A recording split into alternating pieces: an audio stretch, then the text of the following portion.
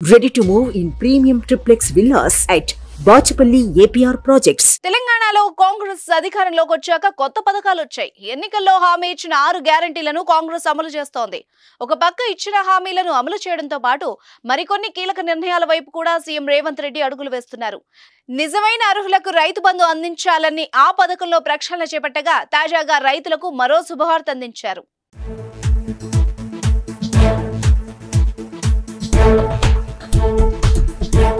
కాంగ్రెస్ ప్రభుత్వం అధికారంలోకి రాగానే మొదట మహిళలకు ఉచిత బస్ ప్రయాణం, రాజీవ్ ఆరోగ్యశ్రీ పథకాలను ప్రారంభించారు.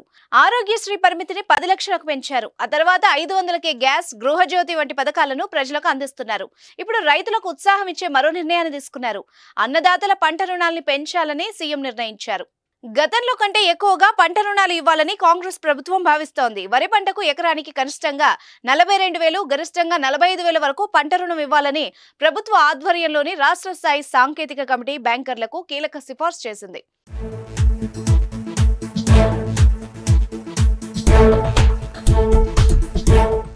ఇక వరి తర్వాత ఎక్కువగా పండిస్తున్న పత్తి పంటకు 44 నుంచి 46,000, మొక్కజొన్నకు 32 నుంచి 34,000, మిర్చికి 80,000, పసుపు పంటకు గరిష్టంగా 87,000 వరకు ఇవ్వాలని ఆదేశించింది.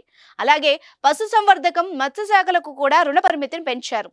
గతంలో ఒక యూనిట్ కు 21 నుంచి 23,000 రుణం ఇవ్వడం జరగగా దాన్ని ఇప్పుడు 22 నుంచి 24,000కు పెంచారు. ఇక గొర్రెల యూనిట్ కు 24 నుంచి 26,000, పందుల యూనిట్ కు 57 నుంచి 59,000 రుణంగా ఇవ్వాలని కమిటీ సూచించింది. వానాకాలం, యాసంగి సీజన్లకు కొత్త రుణ పరిమితులు అమలు చేయాలని నిర్దేశిస్తూ committee chairman Raghunandan Rao, convener మురళీధర్లు తాజాగా అన్ని బ్యాంకులు, డీసీసీబీలు, ప్రాథమిక సహకార సంఘాలకు లేఖను రాశారు. ప్రభుత్వ నిర్ణయంతో రైతుల్లో హర్షం వ్యక్తం అవుతోంది.